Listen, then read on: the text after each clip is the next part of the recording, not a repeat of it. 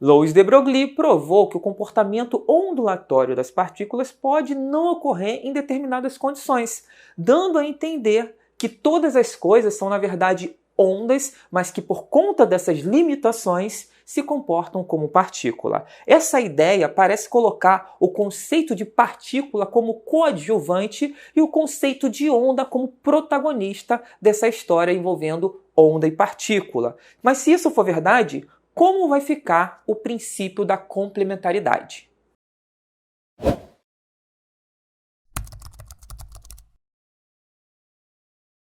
Tudo pode ser considerado como uma onda, segundo de Broglie, mas isso não torna o comportamento de partícula menos importante. Basta lembrarmos que, da física clássica, os fótons eram tidos como ondas e os elétrons como partícula. Já na física quântica, nós vimos exatamente o inverso. Os fótons demonstrando o comportamento de partícula e os elétrons demonstrando o comportamento de onda. De certa forma, a dualidade onda-partícula revela que tudo poderia ser descrito como onda, mas também tudo poderia sim ser descrito como partícula. Partindo do princípio da complementaridade de Niels Bohr, seu aluno Werner Karl Heisenberg buscava descrever matematicamente o que seria uma onda-partícula. Quando a gente fala que o elétron pode ser uma onda e também pode ser uma partícula, nós percebemos que no caso de partículas, o elétron tem a sua posição bem definida. Já na perspectiva de onda, essa posição não é bem definida. Então, como que o elétron poderia alternar entre o comportamento de onda e partícula? Nós já viemos discutindo isso desde o início das nossas aulas.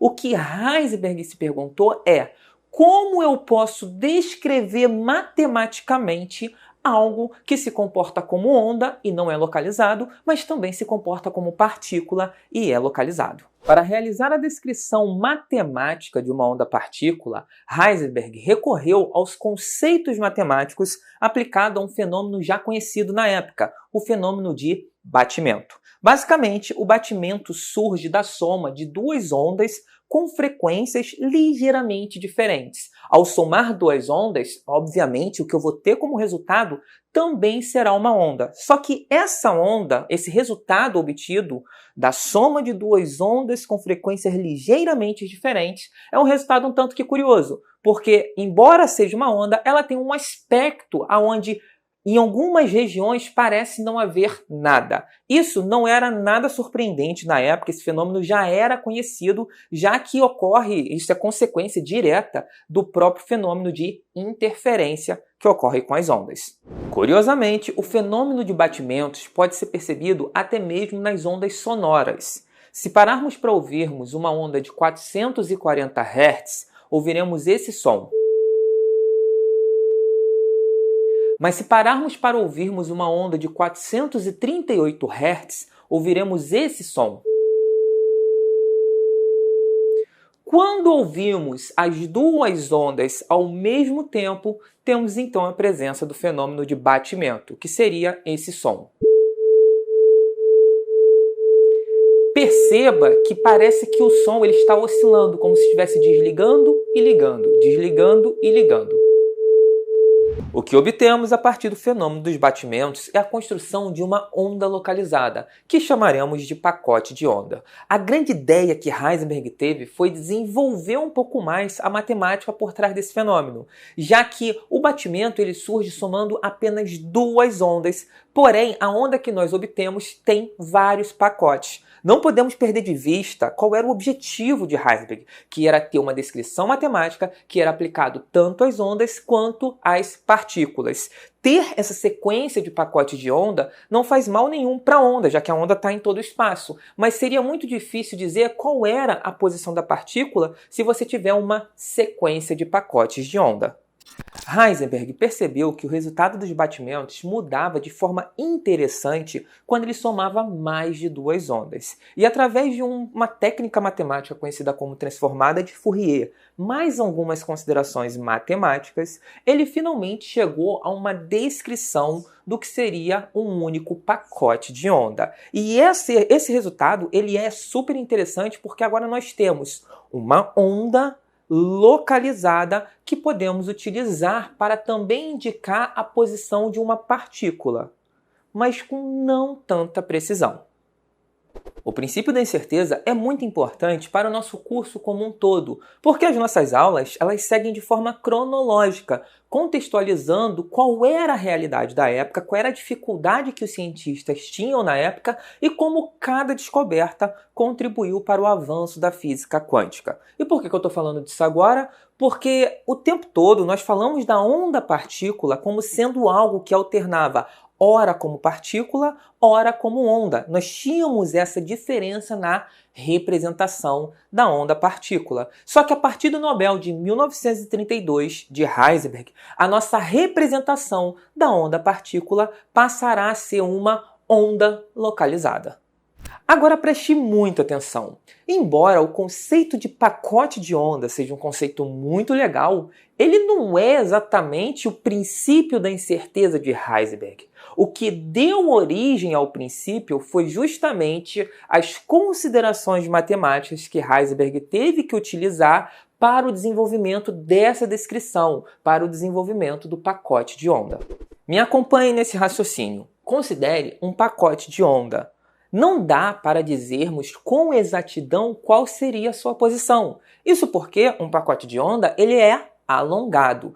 Porém, essa pequena forma de onda, ela serve para indicar para a gente onde estaria a partícula. Se a gente está falando de uma partícula quântica, a gente está falando de algo que é onda, mas que também é partícula. E se a gente pensar só na versão partícula, onde estaria a partícula em si? Ela estaria dentro dessa região ocupada pelo pacote de onda. Perceba que no fundo, eu não tenho a posição da partícula com exatidão. Até porque não faz muito sentido. Raciocina comigo. Uma onda, por si só, a descrição matemática de uma onda é infinita. A descrição matemática da posição de uma partícula é localizada. Não teria como mesclar essas duas coisas e ter uma coisa 100% localizada, porque seria contraditório com a onda, e também 100% espalhada, porque seria contraditório com a ideia de partícula.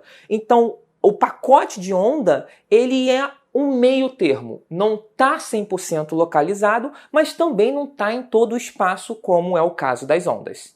O grande lance é que essa região pode ser manipulada para deixarmos mais estreita ou mais alongada. E perceba o seguinte, quanto mais estreita for essa região, mais certeza eu tenho da posição da partícula. Porém, voltando na ideia que resultou na formação de uma onda localizada, lembra que para se ter uma onda localizada, a gente partiu do princípio do batimento, que somava duas ondas. Para eu ter uma onda localizada muito estreita, eu preciso somar um número muito grande de ondas. E dentro da matemática que descreve tudo isso, você acaba perdendo o controle da velocidade da partícula. Você começa a não ter certeza de qual seria a velocidade da partícula. E isso é super interessante, porque a partir do momento que eu crio uma onda localizada, muito localizada, eu sei com maior precisão qual é a sua posição, mas eu não vou ter a menor noção de qual seria a sua velocidade. O mais curioso nisso é que o contrário também é verdade. Se eu fizer a soma de poucas ondas para resultar lá no meu pacote de onda, eu vou ter uma onda mais alongada e não vou perder o controle sobre a velocidade desse pacote de onda. Então eu passo a ter uma precisão maior com relação à velocidade, porém a minha precisão com relação à posição diminui, já que o meu pacote de onda é bem mais alongado. Resumidamente, o princípio da incerteza surge nas equações de Heisenberg através da seguinte expressão matemática, onde nós temos ΔX, que representa a incerteza na posição, que vai ser multiplicado por ΔP, que representa a incerteza do momento, e aqui vamos fazer uma pausa, lembrando que momento é massa vezes a velocidade. E por isso que eu falei sobre velocidade antes, eu não falei sobre o momento para não confundir. Mas você pode imaginar que aqui tem uma relação com a velocidade, tá? Então, você vai ter a incerteza na posição vezes a incerteza no momento. Isso vai ser maior ou igual a h, que é a constante de Planck. Lembrando que a gente está falando de mecânica quântica, então a constante de Planck é indispensável, tá? sobre 4π. E o que chama a nossa atenção nessa expressão é o seguinte: se eu tenho uma certeza maior da posição, isso significa que o ΔX é um número menor. Observe que do outro lado da igualdade, nós temos o quê? Nós temos uma constante. H é uma constante, sobre 4π também é uma constante. Se o ΔX diminui, o que significa que minha posição é mais precisa, certo? O que vai ter que acontecer? O ΔP, que é a incerteza do momento barra da velocidade também, ela vai ter que aumentar. Por quê? O produto do ΔX vezes o produto do ΔP, ele tem que ser maior ou igual a uma constante. Então, se um diminui, o outro aumenta para compensar de certa forma. E vale o contrário. Se eu diminuir o ΔP, no caso, se eu diminuir a incerteza no momento, tendo uma precisão maior da velocidade, eu vou ter uma incerteza maior da posição. Diferente do que possa parecer, essa limitação quanto à precisão não é uma questão instrumental, não é uma questão de que a nossa tecnologia vai evoluir e no futuro vamos conseguir fazer essas medidas. Não, não é isso. É a própria natureza dizendo pra gente que isso não será permitido. É uma lei da natureza que surge ali nas equações de Heisenberg. Mas eu não estou dizendo também que não é possível ter a posição e a velocidade da partícula simultaneamente. É possível, só que existe um limite nessa precisão. E um ponto interessante é o seguinte: se eu não consigo ter essa posição e essa velocidade com precisão, fica muito difícil a gente utilizar o elétron, por exemplo, na nossa tecnologia, porque a gente precisa saber o seu comportamento e para descrever o seu comportamento precisávamos dessas duas informações. Mas como vocês bem sabem, a nossa tecnologia é baseada na eletricidade, os processadores funcionam com eletricidade,